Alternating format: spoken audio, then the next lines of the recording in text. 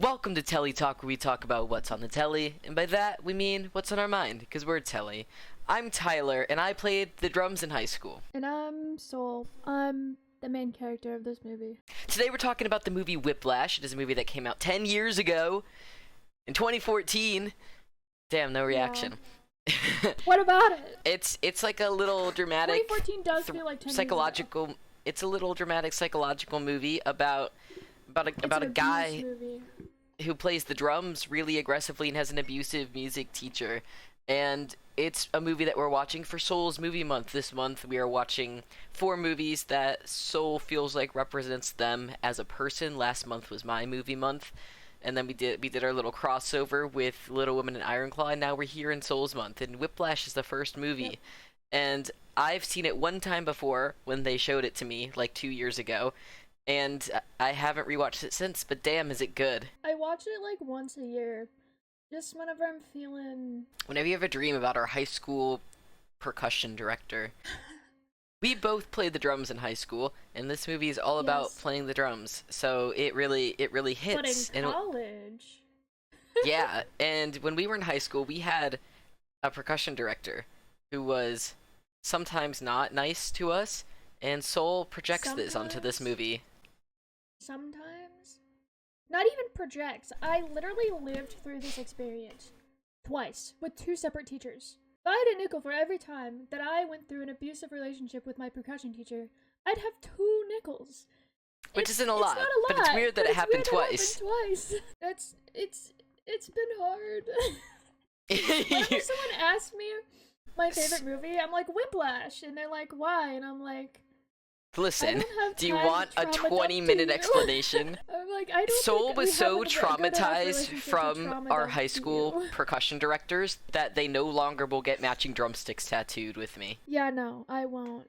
That's how traumatized. Our first tattoo that we planned together was a pair of drumsticks, because that's how we met in high school marching band.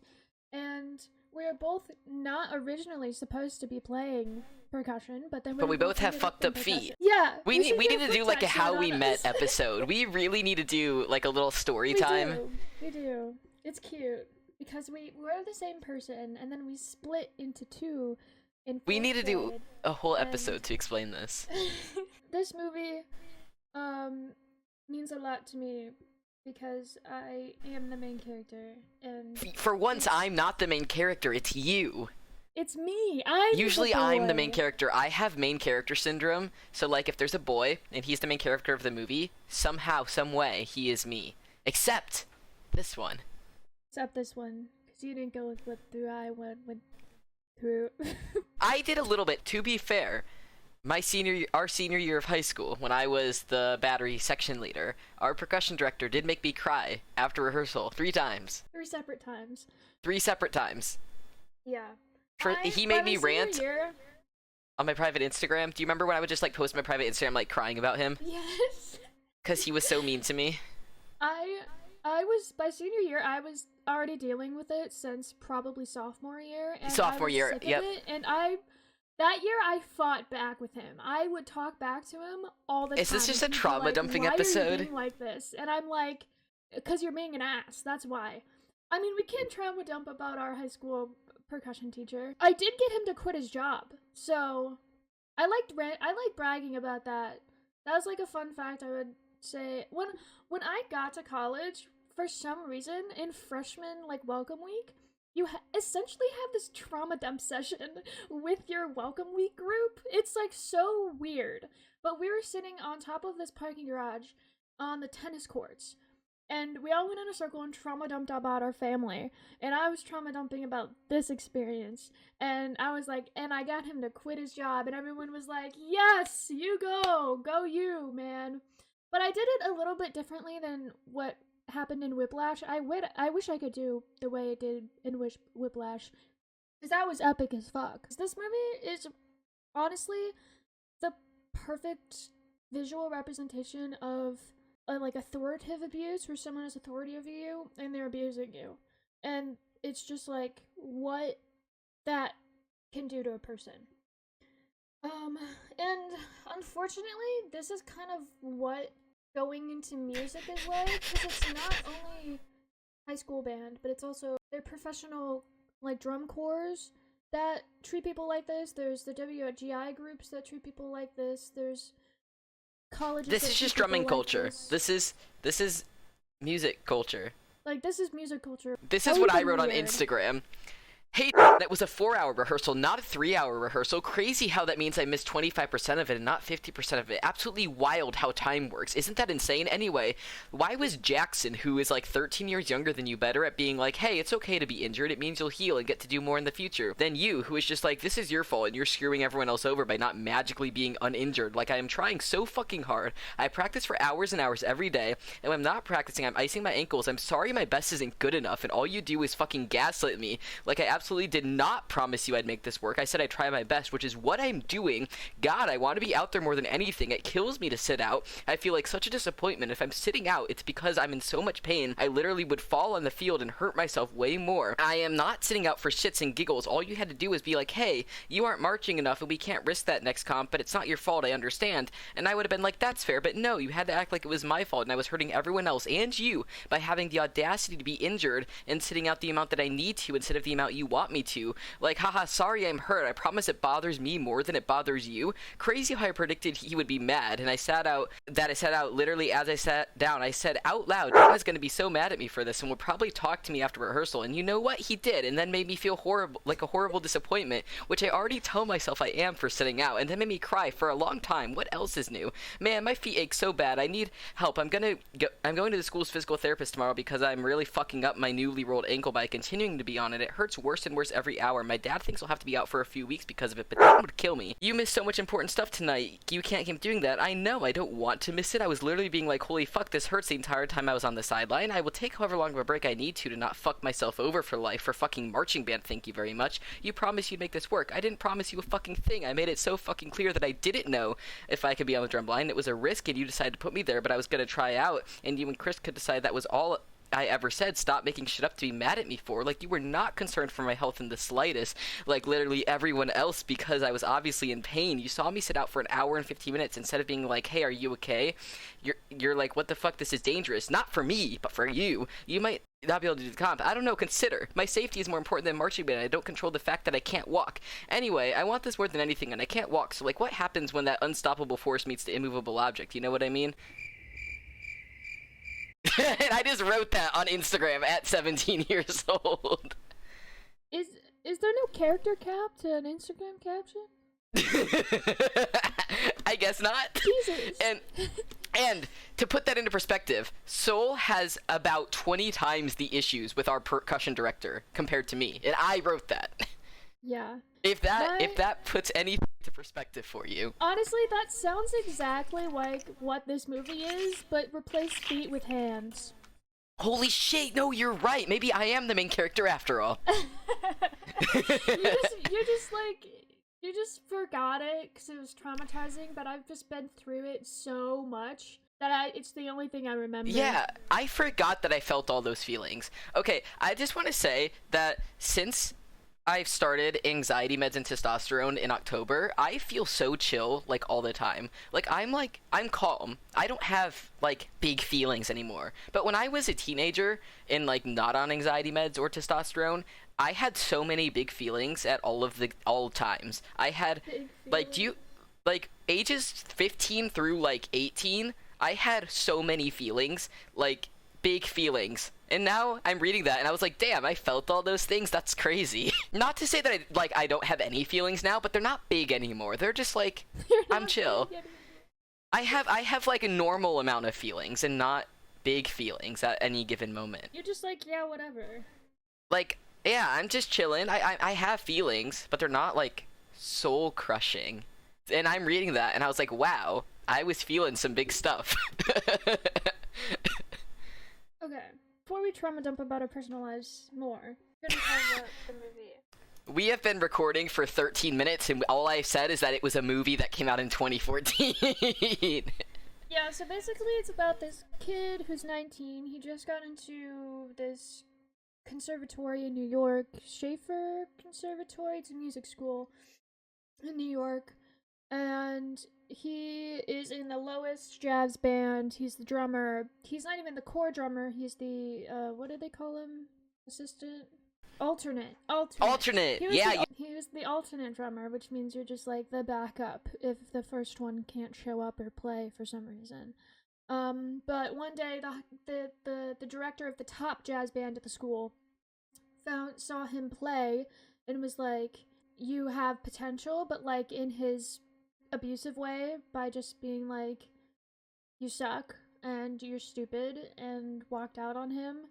And he was like, shit. And so because he did that, the kid, Miles Teller, he ended up practicing more because he's like, I need to impress this big band director because he's the best person in the world and he is who I looked up to and I want to play in his band. So he starts practicing the things that the director was asking for, which was double time swing. The very first scene in the movie, the very first scene when he's practicing and the teacher comes in to like check him out, he's a dick even in that first scene. He's like, why'd you stop playing? So he starts playing again, and then he's like, did I tell you to start playing again? Like, what an asshole. And then he just leaves. And then he comes back in to grab his coat with like a fucking power trip. Oh my god. And so he is in his low band class one day, and the director comes in, the top director comes in, and is scouting people for his band. And so he goes through all the members, and he's like, you all fucking suck. And then he goes to the drummers, and he's like, you can come with me. And he was talking to Miles Teller, and Miles goes up to the guy, and he's like, hey, come to class. He makes him play the double time swing, which he had been practicing, so that gave him an advantage, and he was like, I'm good now. So he can do the double time swing, kind of, and that lets him into the top director's band class. I'm also terribly afraid of J.K. Simmons because of this movie. My like, God. if I see him in real life, I think he's so scary. He's the guy who plays the Spider-Man guy, right? In like every universe, which is so fun. That's like my favorite thing about him, is that like Spider-Man can be someone different in every universe. But what is his name? Like J. Jonah Jameson? Yeah, JJJ. Yeah, JJJ. Always this guy. Always J.K. Simmons. He also plays Omni-Man in Invincible, and who is also just a scary fucking character. Yeah. And so he just scares the shit out of me. It's kind of like, what's his name from The Boys? Homelander? Like, if I see the actor for Homelander in real life, I'm just fucking terrified of it. Oh my god, my roommates are watching so The Boys scared right of him. now, so I just see, like, random scenes from it, like, without much context. It's fucking and whack. I just, like, walked in, and Homelander was like, get on your knees and suck his dick. And I was like, what are you watching? What's happening right now? I mean, wait till you find out he loves breast milk. Oh. J.K. Simmons won, like, a movie award for Best Supporting Actor for this movie. Oh yeah, I mean, And all of his lines, some of his insults are actually fucking hilarious, and they're so good. I don't like so how good. some of them are really good. I don't like how half of them are homophobic, because that's just like, that's so weird that like his base insult is just to call someone gay. But the ones that are actually creative are really funny. Oh yeah, like I loved. Look, I wrote some down because they were so good. I love the one where he's like, that saxophone isn't your boyfriend's dick, don't come early. Yeah, that was a good one. That was fucking hilarious. And I love that he kept calling the ginger guy A leprechaun. It was so funny. This dude is homophobic, and I think he's sexist, because why were there no women in his top band? That's just so statistically unlikely. There was a woman in the lower band. Final band. No, in the final band. At the end of the movie, there was one woman playing a trombone. Wow, one woman. So when Miles gets to this new band, this is the first stage of abuse right here. This is where I've like marked a bunch of stages where you're gonna analyze the fuck out of this movie. Yeah, I'm analyzing the fuck out of this movie because this made me realize what I went through. Like this movie made me process what I went through. Like this was a good movie. Aww, it coping really made me mechanism. process my trauma. So hopefully that you guys out there can find a movie that can help you process your trauma. So the first thing that Fletcher does, the band director, he basically is super nice to Miles. He's like super nice. He's making him think he's special. He's like, I chose you because you're so special. And he's like, I picked you out of that band for a reason. So this allows Miles to, like, loosen up, being like, yeah, I'm special. He's, like, hyped up. He's like, yeah, I'm good. I'm good because he picked me instead of the other fucking drummer. In front of everyone in the band. Yeah, and, like, he wanted me. So, like, obviously I'm special, okay? Like, yes, I'm an alternate for this band, but it's the top band, which is the top band in the country. So I'm, like, really, really good. And the director likes me. Like, he's cool. Like, obviously he has this really intimidating reputation over everyone at the school. Like, everyone knows who he is, and everyone knows that he's scary. So him being nice to Miles, he's like, okay, I'm special because he's not being scary mean to me. So I'm good. Like, I'm on the inside. Like, I can't fail at this. And so he goes in and is like, yeah, I'm feeling good. Like, this is cool and all. Like, ooh, I'm doing great.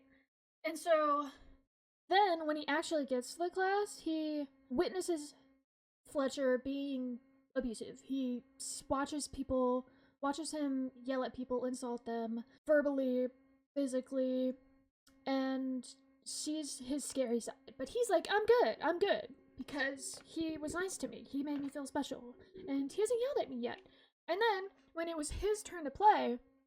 Whoa, didn't he tell him to get there, like, at 6 o'clock, don't be late, and then rehearsal didn't start with 9, like, just to test him? Yeah.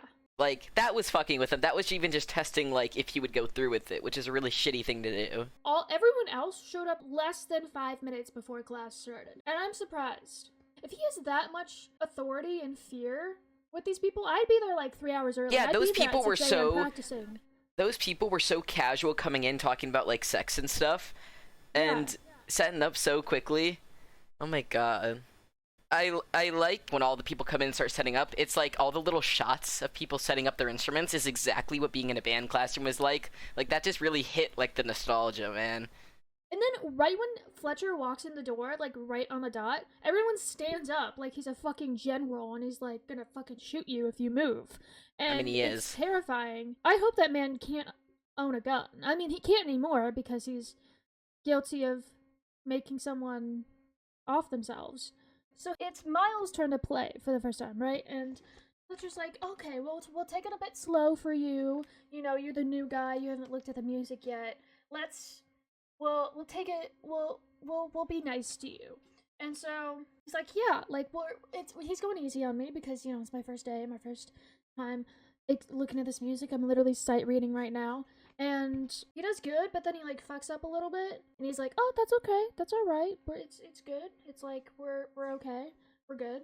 The first couple times he gets the tempo wrong, he's nice about it, right? He's like, oh, not my tempo. Don't worry. Try again. Let's try again. Up, you're rushing a little bit. Let's just go again. It's okay. But, like, it's passive aggressive, right? Like, but he sounds so nice. And but the first, like, couple times he was actually being nice about it, but it was, like, pretend nice. It wasn't like, passive aggressive, but it was just, like, fake nice. Yeah, that's what I meant. It's just like I could tell it was fake nice. And that brought me back to jazz band playing the drum set because keeping tempo in a high school jazz band is hard. It's hard. And it is so stressful. And whatever Mr. would have to stop and be like, oh, you weren't at the right tempo, let's try it again. I would get, like, so embarrassed, I would die. And the fact that it was just happening over and over and over again in this movie I was getting secondhand embarrassment, and it was like my personal version of hell. Like, that would be hell for me, is just having to stop in front of a band over and over because I'm playing the drum set at the wrong tempo. Yeah. We're both the main character, actually. And then he trips up a little bit. And then Fletcher gets a little mad. And Miles sees that he's a little mad, and he's like, fuck, I fucked up. He's mad at me. And so that makes him fuck up even more, because his anxiety's building in him. And so now he has pressure and panic inside of him, which makes him fuck up even more. Which makes Fletcher more mad at him. And so now he's really, really mad at him. And it starts showing his abusive side like he did with everyone else.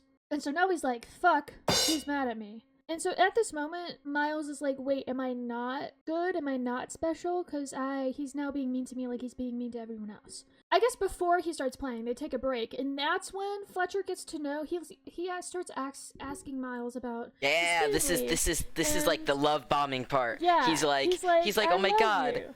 Tell me about yourself, kid. Tell me about your family. Oh, your mom left you when you were a baby. That's so sad. What does your dad do? Go get him, Tiger. Just go in there and try your best. Have fun.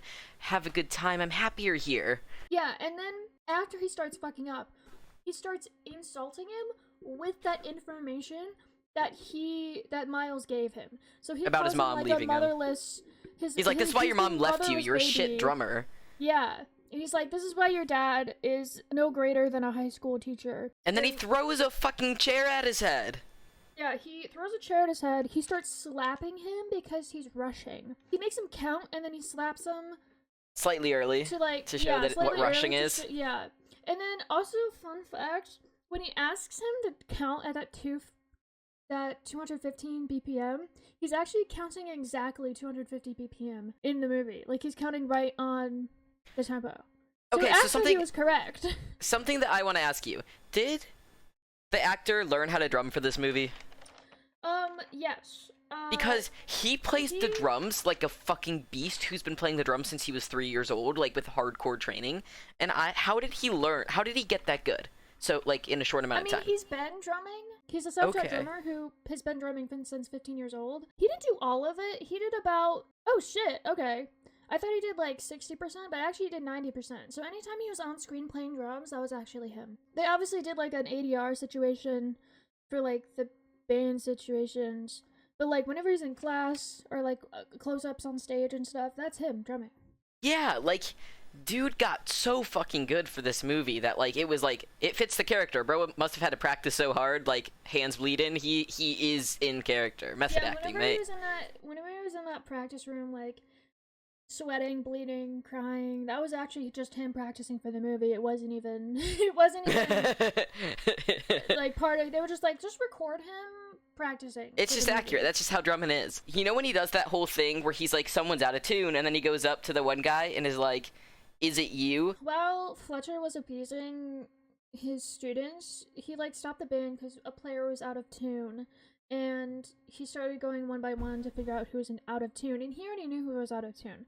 But a trombone was out of tune, and he starts yelling at this guy, asking him if he's out of tune, and he's like, I don't know. And he's like, you don't know? That's horrible, get the fuck out. And so he gets kicked out of the band because he didn't know if he was out of tune or not, but he was in tune. And then he's like, haha, it wasn't actually him, but he didn't know if he was out of tune. That's worse. But it was actually this guy. After Fletcher kicked the guy out, Fletcher was, like, back up at the stand, and literally you could see him smile when he says this. He's like, yeah, actually, this guy, you were out of tune, he wasn't, but the fact that he didn't know was bad enough, and so he got kicked out of the band, but not the guy who got out of tune. He, like, had no repercussions, which was really weird, because you think he would get yelled at or kicked out of the band as well, but he didn't, which was really weird.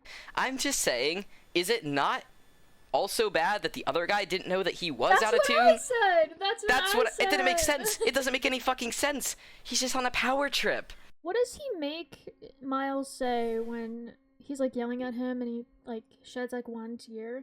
And then, does he say, I'm upset?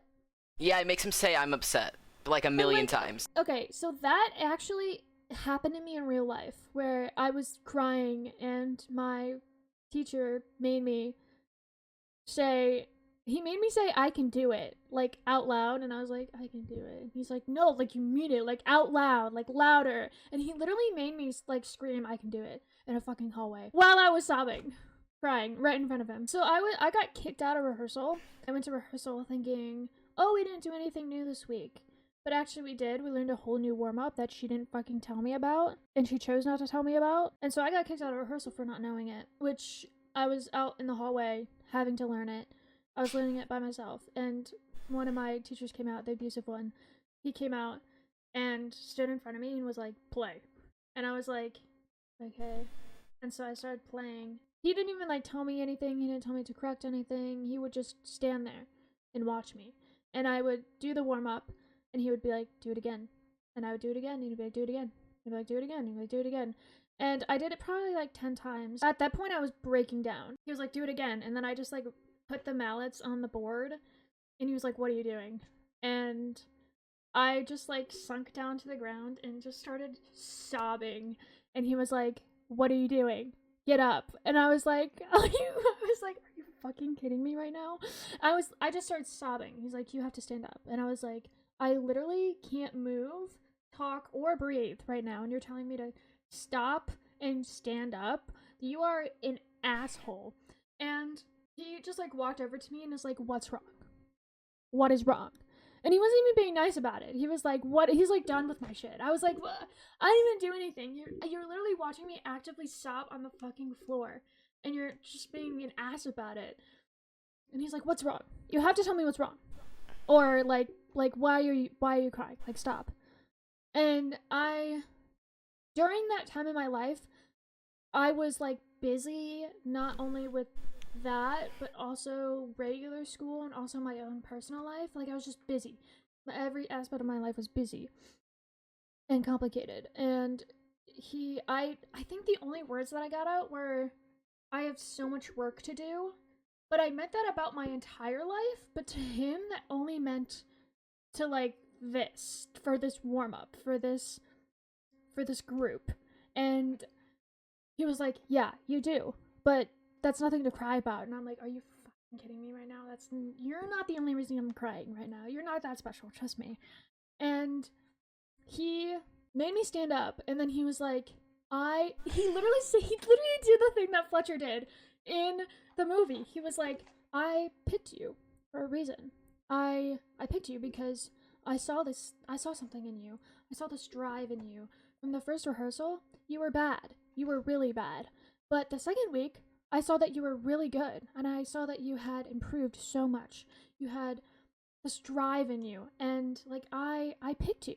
At first, I wasn't gonna pick you because you were bad, and he kept saying that, and I was like, stop. That's not like, making you feel better. With you? And he's like, but I picked you because like you're special. Like I get it, and I'm like, oh my god. And then he's like, you can do this. Like, I know you can. And then he made me say, I can do this. And I was like, I can do this. While sobbing. I could not breathe. I could barely speak. And I was like, I can do this. And he's like, no, like, say it like you mean it. Say it out loud. And I was like, I can do it. And whatever. And he was like, okay, cool. And then he left. And he was like, go for a walk. Get back. Keep practicing. And I was like, you're fucking kidding me. And I just like went around the corner and just started crying on the floor again. Oh my god. What Fletcher did in the movie is exactly what happened to me in real life. He told me I was special. He made me say I can do it. And he pushed me to the point where I just broke down in front of him. I went through this movie. My adrenaline is pumping right now. The whole movie, I just want to say, this whole movie, I was on edge and anxious because I never knew when the mean teacher was going to, like, snap and do something while the drummer was playing, and that made me so anxious, and then I realized that's just what it was like in marching band. I never knew when they were going to be pissed. Yeah. Oh my god. Flight or flight? Flight or flight or flight? Yep, I just flight. I no fight in me. It's flight or flight. Yeah, I only had fight. At the end of it, I was like, I'm only in fight mode. Okay, auditions for marching band, front ensemble, going into sophomore year. For reference, we were not percussionists our freshman year. We were put in percussion and marching band, and then continued to play clarinet during concert band. Then, there were auditions towards the end of freshman year for percussion next year, and we were like, we're gonna switch full-time, woohoo! Like the marching band auditions with the 2 percussion directors. During my drum lessons with the main percussion director, he started teaching me how to use 4 mallets to play a mallet instrument, because up until that point I was only using 2 mallets, and during marching band you needed to use 4. Fast forward a fucking week, it is auditions, and I have to play a little piece with 4 mallets. And the battery director, who's not the main guy we're talking about here. When we're talking about the percussion director that we're bitching about, we're talking about the front ensemble guy. But I just want to say, the battery guy looks at me, 15 years old, just started playing with 4 mallets a week ago, and goes, did you practice this at all? And I wanted to kill myself. Yeah. And they were just like, okay, just stop, like, just leave. And I, like, that, like what Fletcher did, like, when they're trying and he just cuts him off. Yeah. Like, he was like, okay, you can't do this. And that's how I got put on Glock. And then throughout the whole season, because I was so far behind everyone else with mallets, right? Because because during lessons, I didn't focus on mallets because I wanted to play the drum set in jazz band, which I did, and I wanted to play the snare drum eventually in battery, which I went on to do. So during my lessons, until, like, I was put on Glock, I never focused on mallets, and everyone else in front ensemble, like, wanted to be in front ensemble. I didn't want to be in front ensemble. I was just there because my ankle was messed up, but, like, I was a battery guy, right? You know what I mean? So I was so far behind everyone else in mallets, which was fine. And by the end of the season, I was playing the vibe part on Glock. Like, I was better than any other Glock there ever been. Not to brag, but I had so many more parts. Yeah. I had so many more notes to play than any Glock that I've seen before or after me. Like, usually they just have the Glock play, like, a couple little bells. I was playing the vibe part, right? But throughout that summer, we would be playing, like, our little scales really, really fast, and the percussion director would just be like, okay, Tyler, drop out. Just stop playing. They're going to keep playing without you. You can't keep up. Just drop out. And I would die, because he would do it in front of everybody, every day, and I would die every time. It was so embarrassing. I did win the Most Improved Award that season. Just to flex, I won the Most Improved Award, which I deserved. I'm pissed that I never won an award. I'm pissed for you. I definitely deserved an award some years. You did. And You did. everyone else was rooting for me to get an award. And he never gave me an award. And I'm so fucking mad about it. Anyways, if I see that man, I would definitely... If you see that man... have a civil conversation with him. Because I'm not would like you? that anymore. Yeah, actually. You wouldn't, like, play a drum part to overpower him and take his band from him, like in the movie? I don't have the skill to do that anymore because he made me lose interest in music. Damn, that's really depressing. He asks out a girl, and he asks a girl out the way that I would if I was asking out a random girl. Like, he's like, I don't know how to do this. Hi, you're pretty. Would you ever, maybe, potentially, ever want to go out with me? And I was like, yeah, that's me. You gotta up your game, man. Well, fortunately, I never ask out random women. But, like, if I were to, I know it would go like that. And it worked. So, hey. Let's move forward with the more steps of abuse, the progression of abuse. So after his first rehearsal with this guy, after being yelled at, after getting a chair thrown at him, and realizing, oh, this man is actually scary and he will hurt me like he's hurting other people. I am not special and I'm not good. So he now thinks that he is not good. And so that pressure and that panic and that pain starts taking over. The depression kicks in. He breaks up with his girlfriend, and he starts practicing hardcore all day, every day. To the point where he's literally bleeding all over his drums. He has horrible blisters and cuts all over his hands, which happened to us in high school. Having blisters on your hands isn't normal and isn't healthy. I found that out Really? after I graduated. Wait, what? I thought it was just like part of Jesus it. hands? No, it's not, we should not be injured. Wow. Wait, then how do you play four mallets? Like, how, what?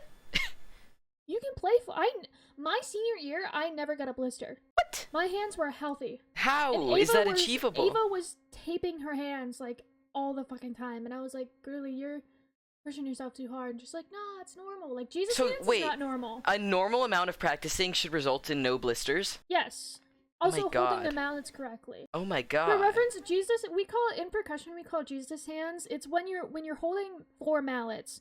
Sometimes one of them starts, like, essentially drilling a hole into the center of your hand, and it looks like you've been crucified with, like, nails in the center of your hand. So we call them Jesus hands because you have a hole in the center of your hand like Jesus would, and that's what Jesus hands are. And you should not have those. Oh my God. This just reminded me how every day after marching band I would go home and I would put my foot in, like, a bucket of ice water because I couldn't walk because I was pushing myself so hard. The last week of marching band, I found out that I've been fucking up my ankle so much that if I continued, there was a good chance that I would, like, re-break. My ankle was never broken, I just sprained it, so both of them. I sprained them so bad that it would have been better if I broke them, and the foot doctor was like, hey, if you keep going, you're gonna end up breaking your ankle just by, like, marching. That's how hard I was going. And I was like, it's okay, and I just kept going. That is not okay! That is not okay. That is not okay. If you're having these thoughts where you have to push yourself to a point that you're actually hurting yourself, physically or mentally, stop and just report it, tell someone that you trust about it, and step away from that. Okay, next in the movie, he's like having a dinner with his family, and they're like shitting on him because they don't think his musical accomplishments are as impressive as like other football accomplishments, and I feel like you would relate to that with your family. Yeah, my family is all business and sports, and there's now 3 people in my family who do arts, and I'm so happy, because my youngest cousin, she's going into dance, which is so cool. Aww. And my entire family is like, is she gonna have a job? Like, what are you doing that? And I'm like, go you. Like, I fully support you. If I ever need a dancer for one of my movies, I'll call you up. I got you. You can bring your own team. Like I'll employ you. If you need a job, I got you. Entire fucking musical just like, so you can have a job. This kid is like, yeah, I'm 19 years old and I'm the drummer for the best band in the country. And they're like, what are you gonna do with that though? They're like, but does that give you... Even his dad, who's, like, kind of supportive with it. It was like, does that get you a job? And it's like, yeah, that's gonna get him a job when he finishes music school. He's gonna be able to drum for, like, a professional band. God. And football isn't a guaranteed job either, unless you're fucking And he's rich in Division 3. Yeah. And he calls him out, too. Unless you're rich and you're really, really, really good at football. Also, that dude isn't really built for football. Just saying, he, like, wouldn't... He'd have to bulk up. But like, unless you're like rich and really, really, really, really good, you're not guaranteed a job in football. Go football coach for like toddlers, maybe? Yeah, go for it, man. Be like a little. What did he insult him? He's like, you'll be the president in a UN club or something. School board. Yeah. School board president. Yeah. Okay, I think it's crazy that the main character's 19 years old, and he talks about how he's the youngest one in that top band. But like, that's wild. That's crazy. Makes him think he's extra special. I know, poor guy. He is hot shit for being a 19-year-old, though. Right, Yep. so he practices till he bleeds, then they have a little concert, and the main drummer entrusts him with his music, and he sets it down, and it disappears. And I feel like the teacher took it, because he's like, if I see one of these lying around, I'm not going to be very nice. And I think he took it just to, like, teach the main drummer a lesson. Not gonna lie. When they were setting up, you'd see Fletcher in the hallway talking to like this little girl and like his friend or something, and Miles witnesses this, and he's like, "Oh, so he does have a soft side. So he is." Which is why it reminds me of Gordon Ramsay. But no, that really made me mad because he's like telling this girl like, "Oh, I'll put you in my band when you're older," and I'm there's like, "No, don't go in his band. He's gonna abuse you." Also, what he said to that stagehand, who's just like standing in the background, didn't even do anything, was fucking hilarious. He was like, "Get the fuck out of my face before, like, don't even talk to me." And it was. Oh my god, really literally. funny. So then the folder's missing. The main drummer's like, don't have this memorized, which is a really normal problem to have, to not have your entire concert piece memorized. And it's like a 5-minute piece. Yeah, God. And it literally is like medical condition, memory problems, and he's like, oh, fucking bitch. But then our main character steps in and saves the day because he's been practicing so hard. He's like, I have every beat memorized. So he goes on, and then he becomes the new core drummer because he crushes Whiplash. Yeah, so this is the next stage of abuse. So after he puts himself through all this pain, he succeeds a little, and he's back on the director's good side because he impresses him, and then he's praised for it by getting his little promotion of being core drummer. And that's when he has the dinner with his family, because he's like, I'm core drummer now. And then, to keep Miles at this state, Fletcher brings in his old drummer buddy from the original Low band to keep him in check, to like keep him in line, to keep him good. The new guy, the ginger, is given the piece that he was supposed to have a couple hours to do. He got it earlier at the beginning of the day, and so he is already really good at it. And so Fletcher's like, okay, Miles, you're gonna sight read this right now in front of me, and you have to be better than this guy who's been practicing it all That day. makes me so mad because it's a really hard drum piece. Like it's a really hard drum piece, really, really fucking fast, right? and he gave that guy a whole advantage. He just wanted to fuck with him. He brought in this Connolly guy just to fuck with the main character. Okay, the funniest part though is that the main character, what's his name, Andrew? They like never call him Andrew. So the professor gives the redhead Connolly the part because he plays better because he had time to fucking practice. And Andrew is like, that shit right in front of the redhead. And the redhead is just kind of sitting there smiling, like, hey, thanks for letting me borrow your sticks, dude. Like, that was so himbo of him. Like, he was not offended at all that this main character is like, what do you mean you let this dickhead with that shit music get this part? And he did not even care. I feel like in that moment when he first, like, got in, he was feeling like Miles at the beginning. Yeah. But he was like, I'm special and I'm cool because I'm in the top band now and he chose me just for me and I got all day to practice this new piece. And now I'm good and I'm better than the core drummer. But I feel like also he wasn't like giving himbo to me. He was just giving like he was like really nice. He was just like a nice dude. Like like the other drummer was kind of a dick, but this guy was like genuinely chill at all times. I don't think he was nice. He said so many nice things to the main character, like when other things were going shit for him, and he never said anything mean. Like other people would like say shitty things to the main character, and he'd be like, "Hey, don't worry about it, man." Like, I don't know, he was just a chill dude. After that, finds out that one of his old students passed away. Did Fletcher? Okay, I don't know why I keep thinking this every fucking time I watch this movie, and I never I never tell myself to check when the scene happens. But when he walks in and starts playing the CD of his student that passed away, does he say that he passed away in a car crash? Yep. I remember the first time I watched this movie, and I told you he made his student kill himself because of what he did to him. And we watched that scene, and he's like, he died in a car crash. I don't understand. And then we got to that part, and I think it just like went over your head that he killed himself because of Fletcher. Yeah, I got it this time. I got it on this watch. You were like, he died in a car crash, and like that changed. I was like, no, but like I swear, like he killed himself because of Fletcher. He did. Yes, he did. And I don't know, it just like fucked with me for a while. And so now you were like, no, I misremember the whole movie. He said he died in a car crash because he was lying about it, and he hung himself. That's what the lawyer lady says later.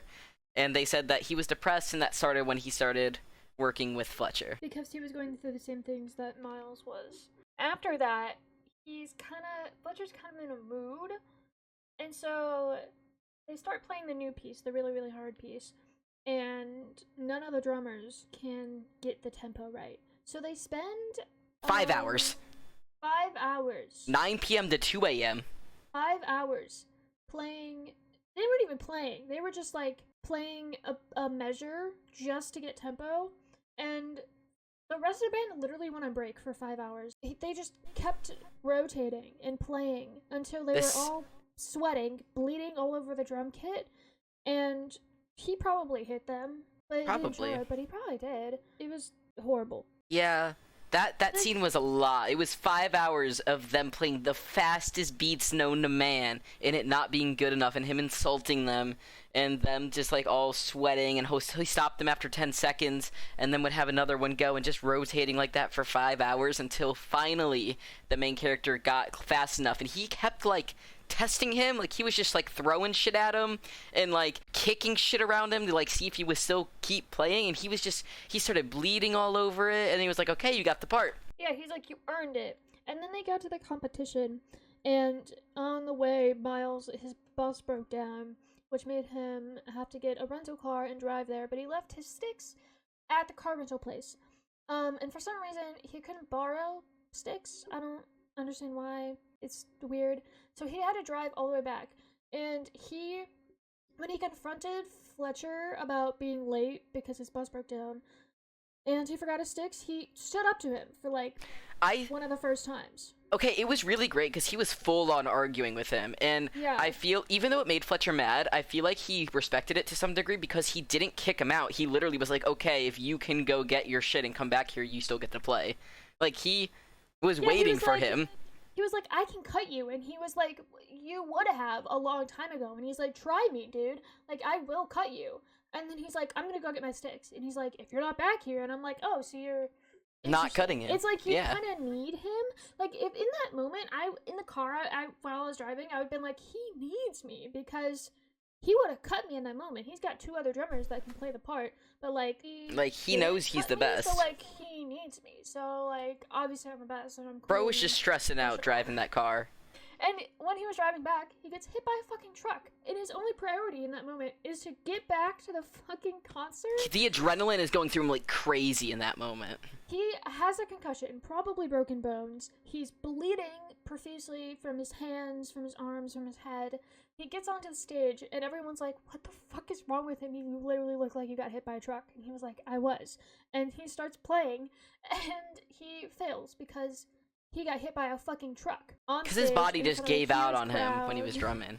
Yeah, and Fletcher kicks him off stage, comes back on stage, and Miles like, I'm sick of your shit, and ends up tackling Fletcher, and he attacks Fletcher in front of a huge crowd of people.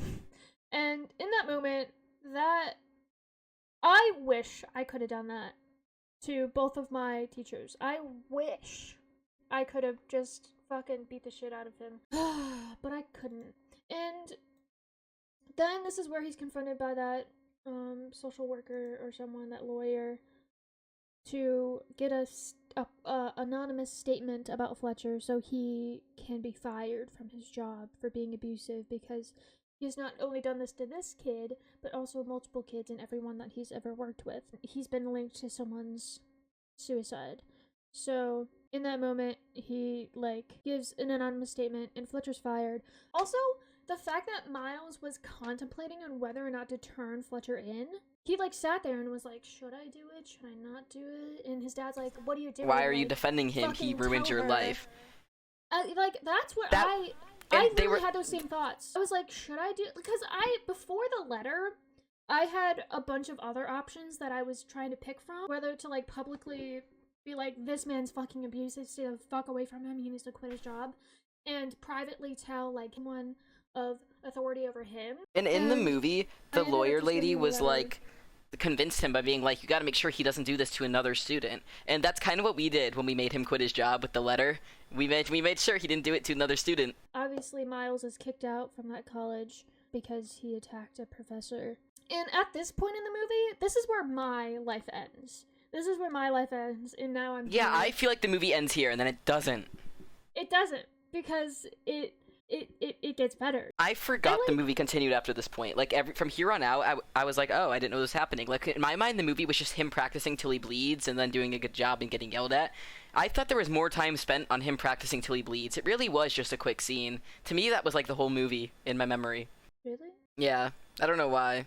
It gets great. This is the part of the movie that I love, because he shows him up and steals his band from him. Even after he tries to publicly embarrass him, he's like, no, this is my band.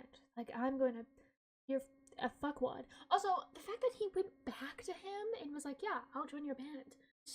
God, he's got his hooks in deep in this kid, and I hate it.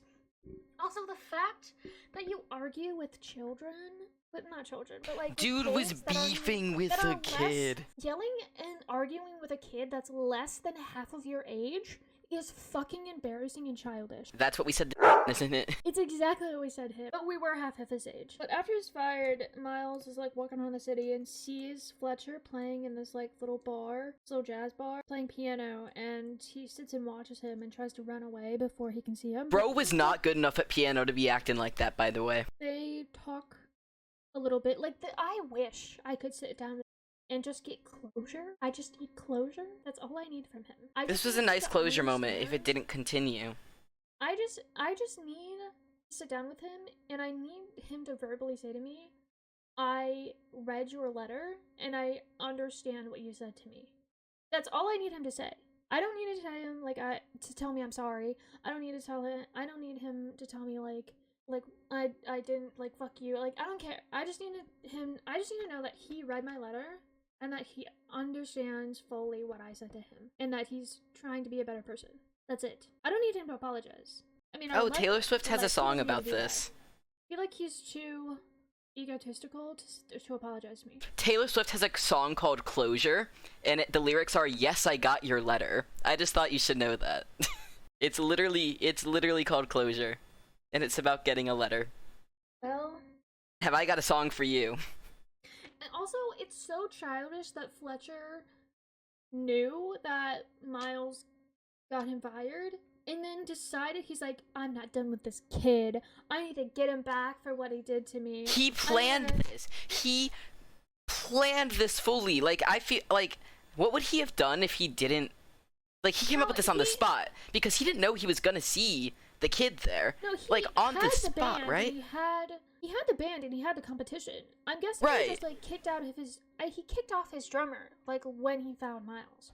Yeah, like he saw. I like the word it's calling him Miles. He looks like a Miles.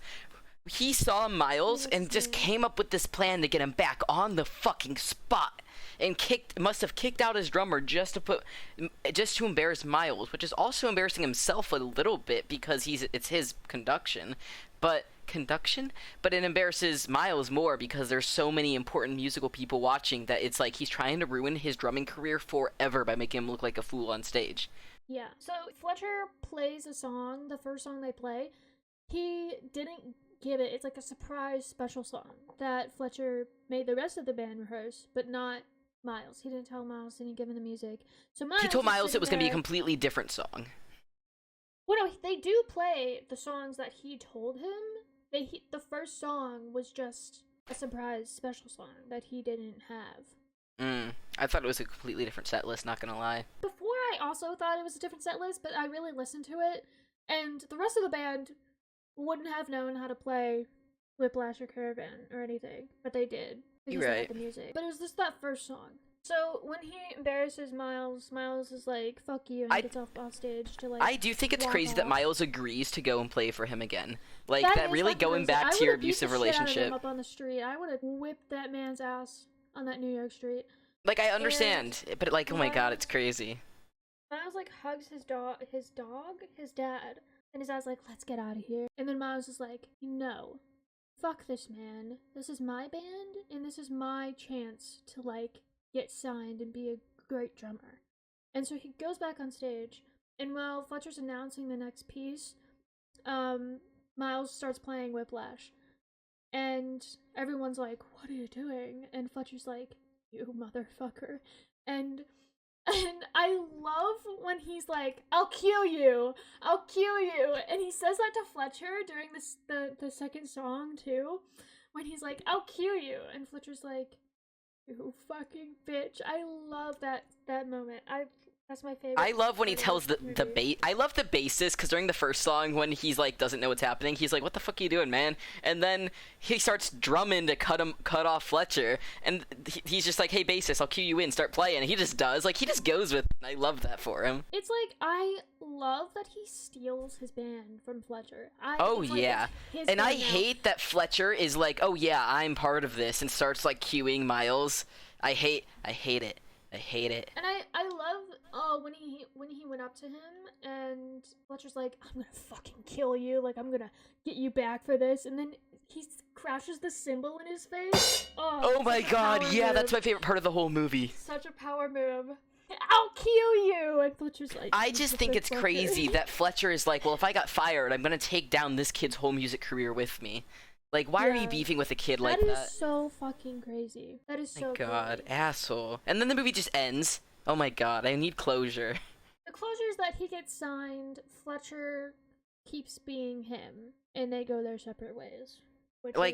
He kind of gave up drumming for a bit, and now it's like he's back into drumming, and I need a sequel. No, I don't. I liked how it ends, but like, oh, I want more. The way that he yells at his students and is like, but I'm doing this to make them better, reminds me of Gordon Ramsay's persona.